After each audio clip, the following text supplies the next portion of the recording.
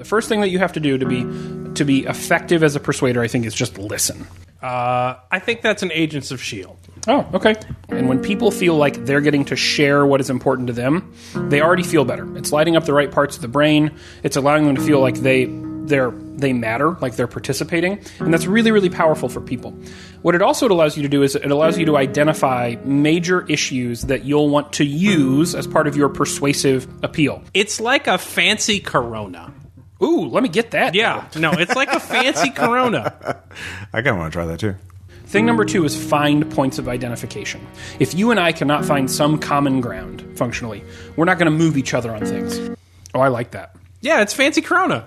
You know, some of the value in finding something that you can speak to, which resonates with you and resonates with the other person, is that it puts the two of you, if only for a moment or if only for a topic, on an equal playing field, where you two understand each other's worldview, if only slightly more. Yeah, but that's a 4 for me. Oh, it's 4 for you? That's fair. Mm-hmm. But because I understand your worldview a little bit more and you understand my worldview a little bit more, now we have a similar place from which to start when we talk about an issue or an objective.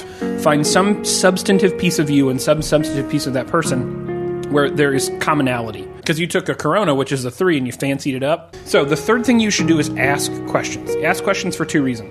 1, to fucking clarify. The second reason you want to ask questions is because questions are a sign of good rhetorical faith. They show the other person that you're genuinely interested in their perspective, their ideas, their beliefs. Got it all gussied up to go to the ball? It's a 4. It's a sign of benevolence, respect, good faith, that I am genuinely interested in what it is that you're saying, and I want to know more about it. Yeah. It sets an emotional, socio-emotional playing field where we're on the same page at least a little bit more. I like that. Yeah. Yeah, no, I mean, it might grow on me. Thing number 4.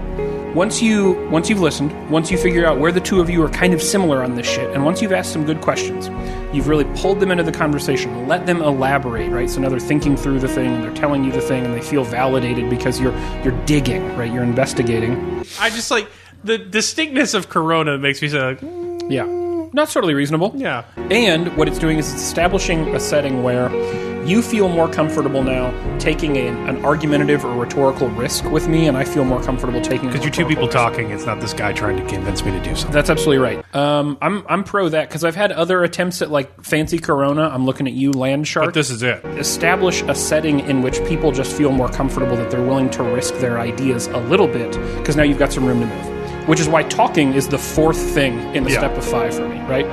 And when you start talking, what you need to do is tell a coherent story.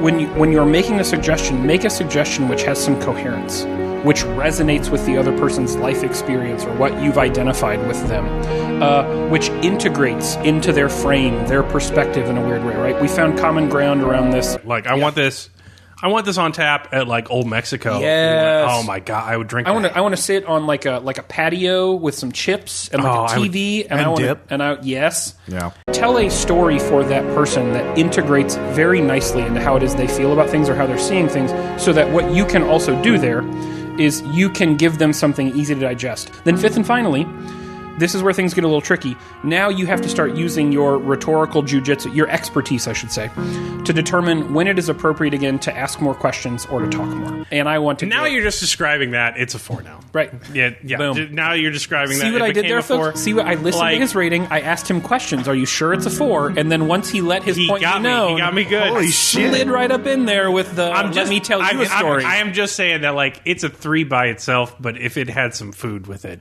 it would be a solid. I want someone to play that back and then map it against the 5 steps that I gave you and tell me if I'm wrong. To be clear, we were never saying that Spencer never convinced me to say or do super shit, because that's objectively not true. Absolutely false. That's pretty much the history of our friendship. Anyway, what are we talking about? So this is...